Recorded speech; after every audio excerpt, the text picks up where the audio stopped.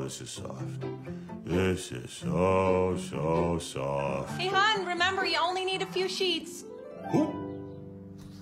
Charmin Ultra Soft is so soft, you'll have to remind your family they can use less.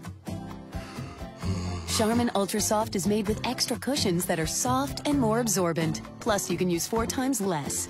I hope you save some for me. You and the kids.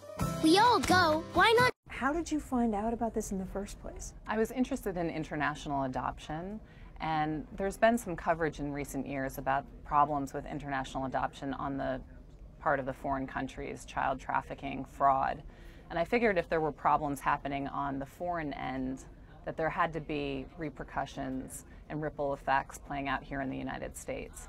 And with that as my interest, I went online and started surfing the net and stumbled into some of these Yahoo groups and online forums where adoptive parents go to advertise the unwanted children that they're trying to get rid of. Were you able to find those sites within days? It was pretty easy to find them. I always say that these groups are hiding in plain sight.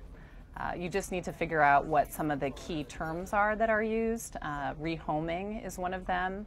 Adoption disruption, which is the kind of catch-all phrase to describe what happens when an adoption is failing, when the parents want to remove the child from the home. What kinds of messages are people posting?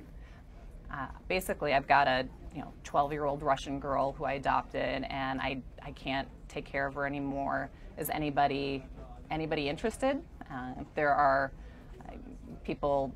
Most of the kids who are offered in this group were adopted from foreign countries. That was a very common theme. So you'd see, adoptive parents going on to offer children from Guatemala, from Liberia, from Russia, from China.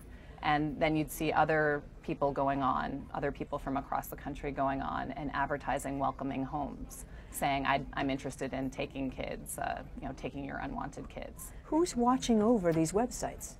Who's monitoring these websites? The government? Nobody's monitoring these websites. There have been cases where child welfare authorities, law enforcement has become aware of cases of rehoming. Typically, a home will get busted for abuse or neglect, and the authorities go in and they are shocked to discover that these kids came to the family through this rehoming underground network. So why international adoptions? Why are they so particularly vulnerable to being rehomed? Well, there are several reasons that international adoptions are I think, can be especially vulnerable to rupturing and the children being rehomed. One is that the parents are required to undergo very little, if any, training before they adopt. Secondly, there's in many cases no monitoring of the adoption once the child's been brought here to the United States. There's nobody checking in on that family. There's no period of time where the social worker's coming in to make sure everything's okay. How is this happening? This is happening without any officials in the United States claiming it as their problem. I mean, that's to begin with. And there are no laws in the United States that recognize that rehoming is going on, let alone address it.